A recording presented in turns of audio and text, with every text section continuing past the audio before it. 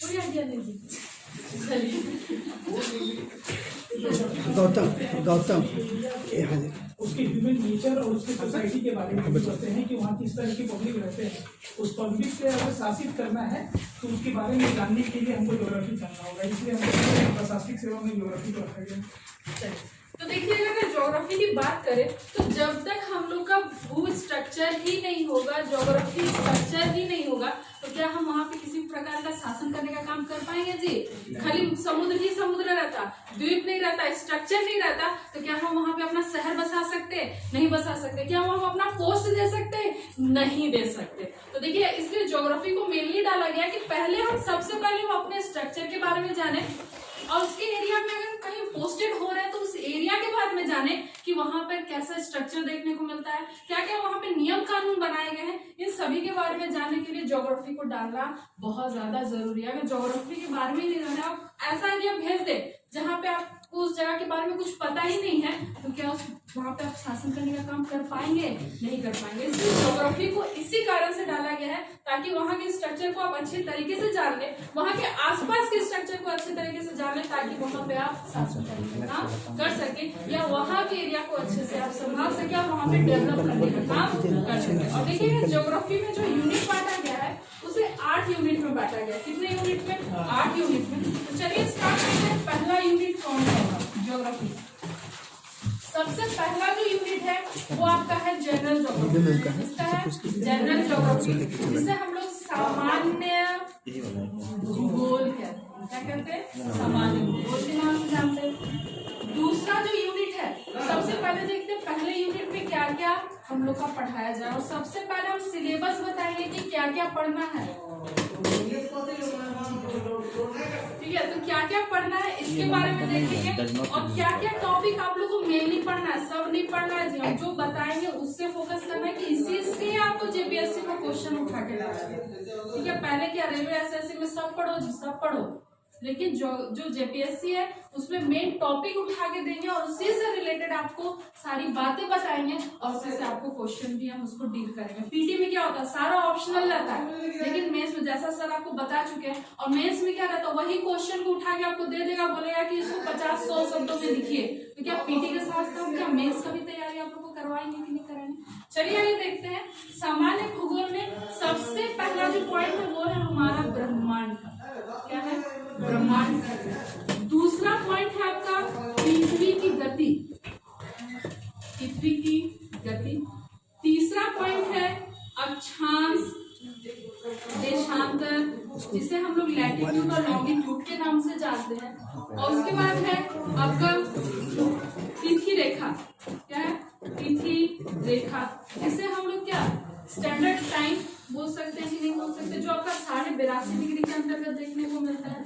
तो ये सबसे पहले यूनिट में सामान्य भूगोल, जिसके अंतर्गत हम ब्रह्मांड, पृथ्वी की गतियां, अक्षांश देशांतर और तिथि रेखा के बारे में हम लोग जानेंगे। ब्रह्मांड में आखिर क्या, ब्रह्मांड का निर्माण कैसे हुआ जी?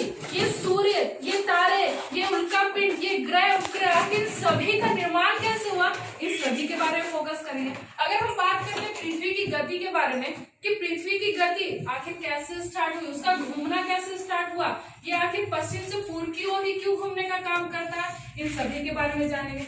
नेक्स्ट आते हैं अक्षांश और देशांतर के बारे में। क्या हम इससे पहले अक्षांश देशांतर के बारे में नहीं बताए हैं जी? जब भी हम ज्योग्राफी का क्लास स्टार्ट करते हैं आपको मेजरमेंट जरूर बताते हैं, और मेजरमेंट अक्षांश और देशांतर के बारे में भी बताते हैं।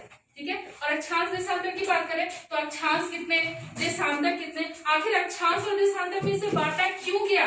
तिथि रेखा, आखिर हर देश का तिथि रेखा कितना देखने को मिलता है, क्या हर देश का तिथि रेखा मानक मात्रक समय जो है सब एक जैसा है? नहीं है, किसी में ज्यादा देखने को मिलते हैं, किसी में कम देखने को मिलते हैं, किसी में एक ही देखने को मिलते हैं, लेकिन सबका अलग अलग देखने को मिलता है। अगर आप तिथि रेखा की बात करें तो हमारा सबसे मेन मात्रक समय जिसे हम लोग पकड़ के चलते हैं, क्या वो लंदन का ग्रीनविच है कि नहीं? ग्रीनविच है। और देखिएगा हमारा जो मानक मात्रक समय उस ग्रीनविच से 5.5 घंटा आगे देखने को मिलता है। ठीक है, चलिए, तो ये है हमारा सामान्य भूगोल के बारे में। नेक्स्ट जो है आपका है फिजिकल ज्योग्राफी। क्या है? फिजिकल ज्योग्राफी बोले तो भौगोलिक भूगोल, सॉरी भौतिक भूगोल। और भौतिक भूगोल की बारे में बात करें तो भौतिक भूगोल क्या जी, जहां हम लोग रह रहे हैं, जिस एरिया में रह रहे हैं, इसे भी 4 भागों में बांटा गया है। सबसे पहला जो पॉइंट है वो है हमारा जल मंडल, और मंडल को ही एरिया या स्फीयर के नाम से जानते हैं। उसके बाद है आपका थल मंडल, उसके बाद तीसरे नंबर पे है वायुमंडल, और इन सभी इलाकों में जो जीव रहते हैं, जीव जंतु या मनुष्य रहते हैं, इन सभी इलाकों का चौथा पॉइंट है आपका जैव मंडल के नाम से जानते हैं। ठीक है, तो ये सारे एरिया भौतिक भूगोल के अंतर्गत आएगा कि नहीं, माने एरिया कि कौन कौन से एरिया में हम अपना जो अस्तित्व है उसको स्थापित कर सकते हैं। नेक्स्ट जो है थर्ड नंबर जो पॉइंट है वो है आपका इकोनॉमिक ज्योग्राफी। क्या है? Economic geography. अच्छा, इकोनॉमिक ज्योग्राफी आखिर भूगोल में क्यों डाला गया? क्या इकोनॉमिक ज्योग्राफी के बिना क्या हमारा देश आगे नहीं बढ़ सकता है? क्या इसके बगैर हम कोई IAS ऑफिसर वीडियो जो ये सब नहीं बन सकते हैं? क्या कोई आइडिया देंगे? जरूरी है, बहुत जरूरी है। इसलिए मैम क्योंकि ज्योग्राफी में विद इकोनॉमी इसलिए डाला गया क्योंकि किसी भी जगह के बारे में जानेंगे वहाँ से क्या प्रोडक्शन हमको मिल सकता है, कोई अकॉर्डिंग टू इकोनॉमिक ज्योग्राफी मिलेगा। अगर मान लीजिए आपने हमको कृषि पढ़ाया तो उसमें आपने स्पेसिफिक मुझे बताया कि गेहूं कहाँ ज्यादा है, जिससे सरकार को भी ध्यान जाता है कि कहाँ पे ज्यादा गेहूं में इन्वेस्ट करना है, उसमें इकोनॉमिक ज्योग्राफी वो सब है। चलिए तो देखिएगा इकोनॉमिक ज्योग्राफी में क्या हम लोग IAS ऑफिसर ये सब बनते तो क्या मेन मकसद है कि हमको अपने देश का क्या करना है, डेवलपमेंट करना है, उनको विकासशील देश से एक विकसित देश की ओर हम लोग को अग्रसर करना है। और जब तक इकोनॉमिक बेस हमें नहीं पता चलेगा तो क्या इस चीज में अग्रसर हो पाएंगे? नहीं हो पाएंगे। सबसे पहला क्या है कि सब जगह से वसूली करो जी, दिमाग लगाओ कि हम कहाँ कहाँ से वसूली कर सकते हैं, और वसूली कब होगा? जब हमारा इकोनॉमिक बेस सही बना रहेगा। ठीक है, तो इकोनॉमिक बेस भूगोल की बात करें तो इसमें सबसे पहला जो पॉइंट है वो है हमारा कृषि का। क्या है? कृषि का। और कृषि सबसे पहले इसी रखा गया क्योंकि हमारा जो भारत देश है कृषि प्रधान देश है कि नहीं, और हम इस चीज को बता चुके हैं कि पूरे भारत में 51% एरिया में कृषि किया जाता है, और बाकी जो परसेंटेज है बाकी सब मिला के किया जाता है। ठीक है, तो 51% पे अगर बात किया जाए कृषि का तो सबसे ज्यादा इकोनॉमिक बेस बनाए रखने में महत्वपूर्ण भूमिका कौन निभा रहा है जी? कृषि। अभी ज्यादा प्रोडक्शन हो रहा है इसलिए तो हम बहुत सारी चीजों को अलग देश में निर्यात करने का काम कर रहे हैं कि नहीं। अगर अलग देश में निर्यात करते हैं तो वहां से पैसा आया कि नहीं, और पैसा आया तो इकोनॉमिक बेस हमारा सही हुआ कि नहीं हुआ। नेक्स्ट पॉइंट जो है कृषि के बाद है पशुपालन मत्स्य। पशुपालन और मत्स्य। और देखिए आजकल में NGO के थ्रू पे आप लोग को क्या दिया जा रहा है? पैसा दिया जा रहा है कि नहीं कि आप लोग मुर्गी पालन कीजिए, मछली पालन कीजिए। और पूरा देखिएगा हमारा साउथ का एरिया जो तटीय इलाकों में अरब सागर, बंगाल की खाड़ी और इंडियन ओशियन में देखने को मिलता है, पूरा मत्स्य पालन के लिए जाना जाता है कि नहीं जाना जाता है? और क्या उसका भी निर्यात आसपास के इलाकों में देखने को मिल रहा है कि नहीं? अगर वो निर्यात आयात हुआ तो क्या फिर से इकोनॉमिक बेस हमारा मजबूत हुआ कि नहीं हुआ? इसके बाद आते हैं आपका विश्व के खनिज। सबसे मेन चीज विश्व का खनिज, विश्व के खनिज और संसाधन। ठीक है, अगर हमारे भारत की बात करें तो ऊपर से नीचे पूरा एरिया हमारा खनिज से भरा हुआ है कि नहीं? पूरा भारत अपने नजर दौड़ा के देख लीजिए, क्या उड़ीसा, झारखंड में सबसे ज्यादा कोयला और सोना और कोयला और लोहा के लिए जाना जाता है कि नहीं?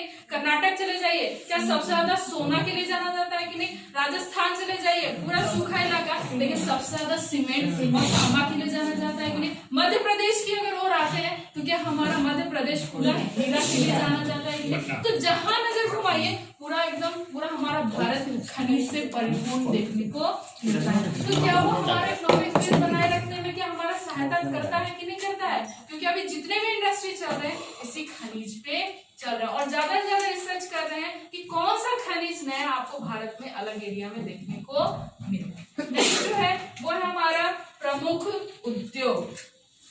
विश्व और भारत के प्रमुख उद्योग इकोनॉमिक भूगोल में ही ना? जी, ये सारे पॉइंट आपके इकोनॉमिक भूगोल में देंगे क्योंकि ये सारे इकोनॉमिक से रिलेटेड है। क्योंकि ये सब सही ढंग से चलेगा तभी हमारा भारत इकोनॉमिक्स के नजरिए से अच्छा बना रहेगा। क्या हम स्टार्टिंग में बताएं कि नहीं कि अगर हमारा भारत पूरे दूर दूर देशों में जाना जाता है तो वो किसके लिए, उद्योग के लिए ही जाना जाता है। हमें यहाँ पे अलग अलग तरीके के अलग अलग उद्योग देखने को मिलते हैं। उसके बाद है आपका विश्व और विश्व का परिवहन, क्या है विश्व का परिवहन। और विश्व के परिवहन की बात करें तो परिवहन में क्या विश्व से अगर जोड़ना है हमें तो क्या जल परिवहन और वायु परिवहन महत्वपूर्ण भूमिका निभाता है कि नहीं। यहाँ से जाते हैं लोग, वहां से आते हैं, इकोनॉमिक्स पैसा हम लोग को मिलता है कि नहीं मिलता है उस चीज पे। तो क्या ये सारे जो पॉइंट है, कृषि बोले, पशुपालन, मत्स्य बोले, खनिज संसाधन बोले, प्रमुख उद्योग बोले और परिवहन बोले, ये सारे किसके अंतर्गत आएंगे, आपके इकोनॉमिक ज्योग्राफी के अंतर्गत देखने को मिलते हैं। नेक्स्ट जो लेख है वो है हमारा चौथे नंबर का लेख है, वो है आपका ह्यूमन माने मानव से रिलेटेड भूगोल देखने को मिलता है। मानव भूगोल,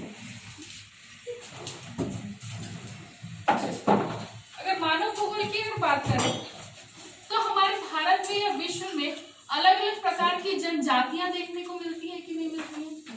और ये सब जानना जरूरी है जी। अगर हमें नहीं पता रहेगा कि किस एरिया में कौन सी जनजाति है या कैसा उनका नियम कानून है, उस हिसाब से भी तो हमें चलना है, उस हिसाब से उनको संभालना भी। अगर वो कम एजुकेटेड हैं, मैंने बहुत सारी ऐसी जनजातियां हैं जो कम एजुकेटेड देखने को मिलती है, अगर वहां आपको भेज दिया जाए तो वहां के हिसाब से उस एरिया को समझ के, जनजाति को समझ के क्या उसका हम एक्स्ट्रा डेवलपमेंट कर सकते हैं कि नहीं कर सकते। तो ये हुआ विश्व की प्रमुख प्रजाति और जनजाति।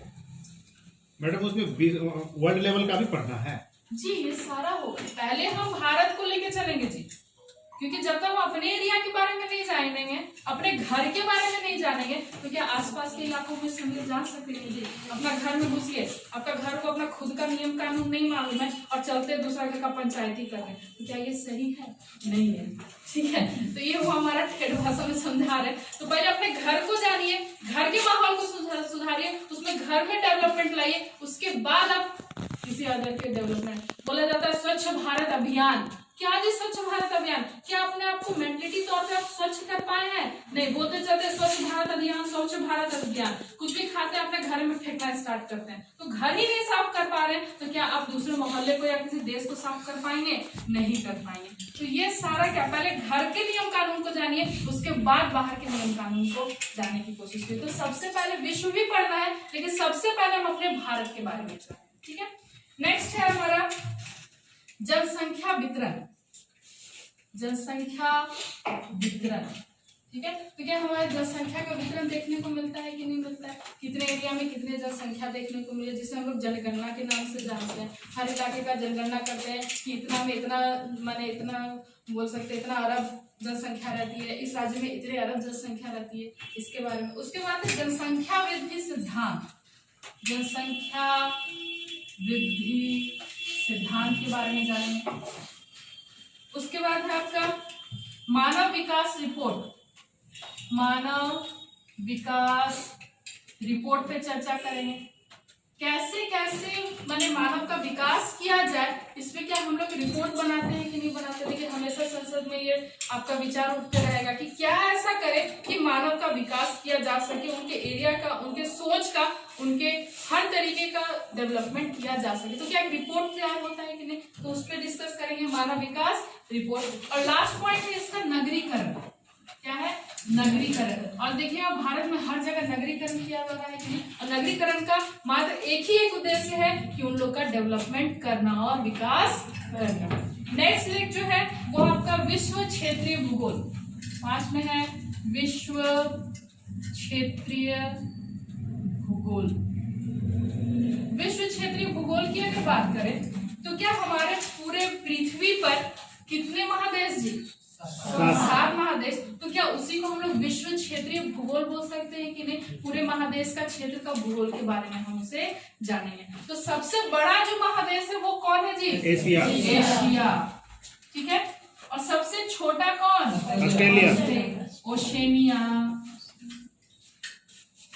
अंटार्कटिक महादेश जिसे कहते हैं। ओशेनिया नया द्वीप उत्पन्न हुआ है क्या?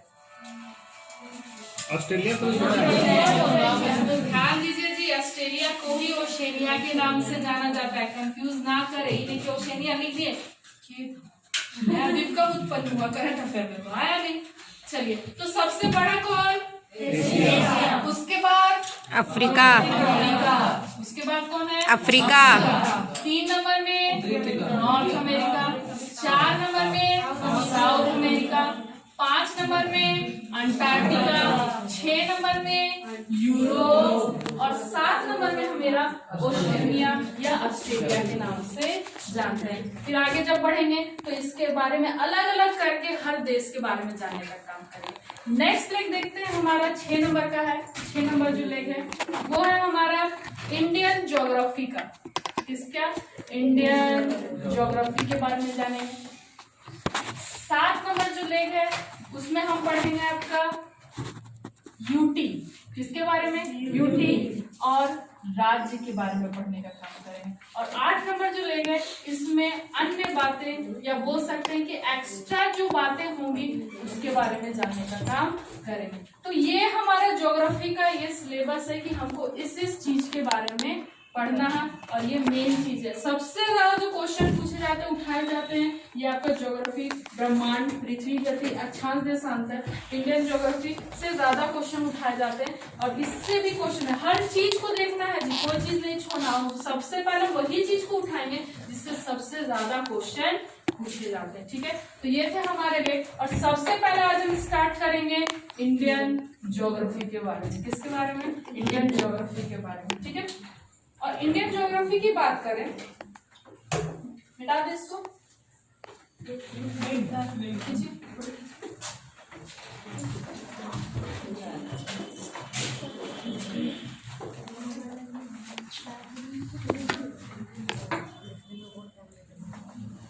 मैडम इसमें एक सवाल था, जो अंटार्कटिका जो महादेश है उसको तो नॉन लिविंग है, उसमें तो जनविहीन देश तो काहे गिना जाता है? झूठा वैसा आदमी है ये नहीं है। फिर भी वहाँ रिसर्च होता है ना, ताकि कोई जाए चाहे नहीं जाए, वैज्ञानिक लोग पगला सब जरूर जाए।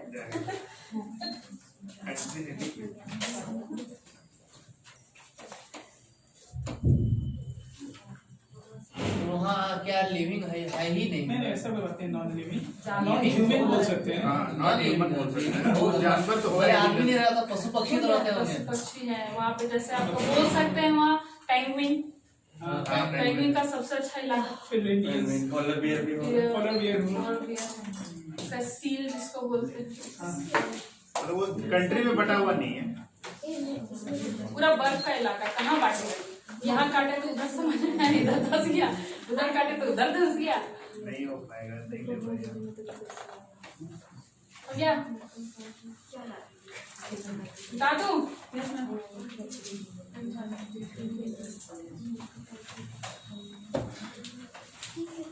इंडियन ज्योग्राफी में वो वाला नोट्स तो काम कर जाएगा पूरा हम लोग का? इसका पूरा टोटली अलग नोट्स है।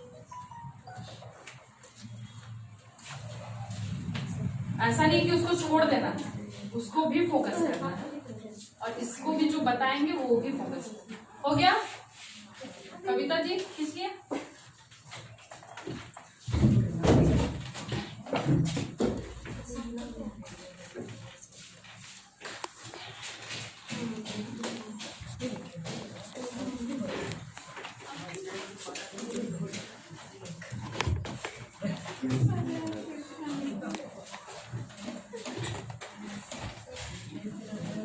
क्या सब प्रोजेक्टर काम करेगा क्या?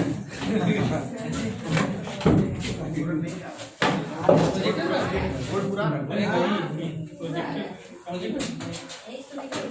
रिकॉर्डिंग हो सकता है। चलिए अब देखते हैं नेक्स्ट टॉपिक है हम लोग का। हम सबसे पहले बोले कि हम इंडियन ज्योग्राफी से स्टार्ट करेंगे। और इंडियन ज्योग्राफी ही क्यों? इसलिए क्योंकि हम पहले ही बता चुके हैं कि सबसे पहले हम अपने घर के बारे में जानेंगे, उसके बाद आस पड़ोस के बारे में जानेंगे। अब देखते हैं कि इंडियन ज्योग्राफी में हम लोग को क्या क्या पढ़ना है। ठीक है, ये नहीं कि हम कहीं से भी स्टार्ट कर दे, वो नहीं, पहले उसका विषय सूची जानिए कि इंडियन ज्योग्राफी में हम लोग को क्या क्या टॉपिक से पढ़ना है। तो सबसे पहला जो पॉइंट है वो है हमारा भारत का परिचय। क्या है? भारत का परिचय। कैसे उसे नाम दिया गया, क्या क्या उसकी भौगोलिक स्थिति आकृति है, कितने डिग्री कितने मिनट पे फैला हुआ है, उत्तरी बिंदु कौन है, दक्षिणी बिंदु कौन, पूर्वी बिंदु कौन, पश्चिमी बिंदु कौन, इन सभी के बारे में हम लोग जानेंगे। नेक्स्ट है आपका दूसरा नंबर में भारत की भूगर्भिक संरचना। भूगर्भिक संरचना की बात करें तो हमारा भारत का भूगर्भिक संरचना में सबसे मेन है कि हमारा भारत जो बना है वो कितने सेल समूहों से मिलके बना है। तो क्या भूगर्भिक संरचना में सेल समूह का भी हम लोग डिस्कशन करने का काम करेंगे। तीसरा पॉइंट है भारत की भू आकृति। भारत की भू आकृति जिसमें आपका हिमालय और आसपास के मैदान वाले इलाके के बारे में पढ़ेंगे। चौथे पॉइंट में है जल अपवाह। अपवाह बोले तो नदियां, झीलें, ये सब के बारे में। 5 नंबर में है जलवायु। हमारे भारत में जलवायु कैसी होती है, मानसूनी होती है, कैसे उनका एंट्री देखने को मिलता है, कैसे वो वापस जाते हैं, इन सभी के बारे में बात करेंगे। 6 नंबर में है प्राकृतिक वनस्पति और राष्ट्रीय उद्यान। 7 में है मृदा, मट्टी। और देखिए जो मृदा है वो सबसे इंपॉर्टेंट है, पीटी के लिए तो है ही है, उसके साथ मेंस में सबसे ज्यादा क्वेश्चन किससे रहते हैं, मिट्टियां से देखने को मिलते हैं, मृदा से देखने को मिलते हैं। ठीक है।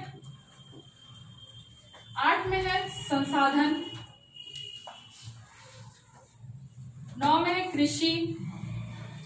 10 में है उद्योग। 11 में है परिवहन, संचार और व्यापार। 11 में है उद्योग। इसका सांस्कृतिक विन्यास। 12 परिवहन संचार। 13 में है बस्तियां। उसके बाद 14 में है करंट अफेयर। ये सारे पॉइंट जो है वो जो आपको इंडियन ज्योग्राफी में पढ़ने हैं, लेकिन सबसे पहले जो फोकस करेंगे वो हम भारत के परिचय और भारत की भूगर्भिक संरचना के बारे में पढ़ेंगे। ये दोनों पढ़ने के बाद हम चले जाएंगे ब्रह्मांड में, जो आपका पहला जो जनरल ज्योग्राफी जिसके बारे में बताए थे, सामान्य भूगोल, उसमें हम चले जाएंगे। तो सबसे पहले किस पे फोकस करेंगे, भारत का परिचय और भारत की भूगर्भिक संरचना के बारे में। अगर भारत के परिचय की बात करें तो सबसे पहले देखेंगे कि भारत का नामकरण कैसे हुआ। ध्यान दीजिए इधर बात। तो भारत के अगर नामकरण की बात करें तो देखिए क्या हमारा भारत तीनों ओर महासागर से घिरा हुआ है कि नहीं घिरा हुआ है। तो इसी महासागर के घिरे होने के कारण इसका नाम उप महाद्वीप पड़ा। क्या पड़ा, उप महाद्वीप। तो भारत को किस नाम से जाने, उप महाद्वीप। क्या कारण है, चारों ओर महासागर से घिरे होने के कारण। नेक्स्ट जो नाम है देखिएगा, प्राचीन